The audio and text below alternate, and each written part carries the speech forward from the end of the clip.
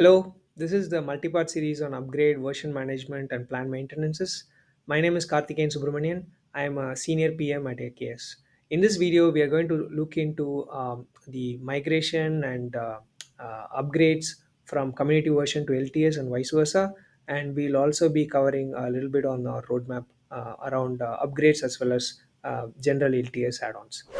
Now, when we look at community version to LTS upgrade, all it takes is just a couple of steps.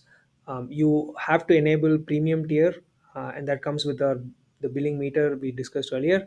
And once you enable premium tier, you can easily enable long-term support version after that, and that's it. Um, there is no disruption to your workload. There is no recycling of nodes. That's the best part. Enabling from community version to LTS is pretty smooth, as simple as that. When we think about moving back from long-term support version to community version, that's a little bit more nuanced in the sense, as you remember, we have a N-2 stringent community support window and policy. So you have to make sure that your long-term support version is actually falling within the N-2 framework, especially if it's towards the fag end of your LTS window.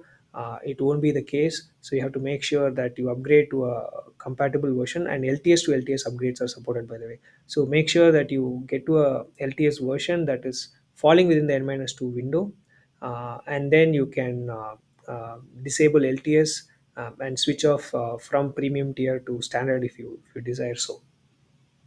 And like we said, there are a lot of factors to choosing between community version and long-term support version in the that we covered in the other video.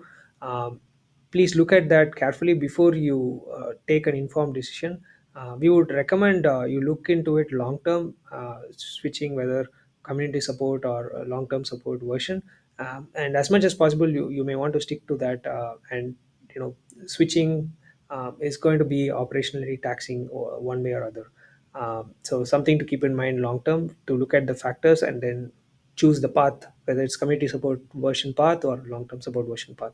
Of course, we provide ways for you to migrate and upgrade, but something for you to consider long term direction is better. And then from a roadmap perspective, for AKS, we support all of the AKS add-ons, and there are a couple of them which are outside right now, and we are working really hard to bring them into the fold of support.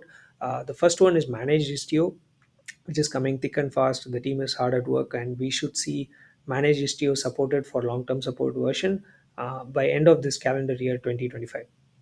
And for KMS V2, the team is working to enable it within the support framework in calendar year 2026. Stay tuned for those two.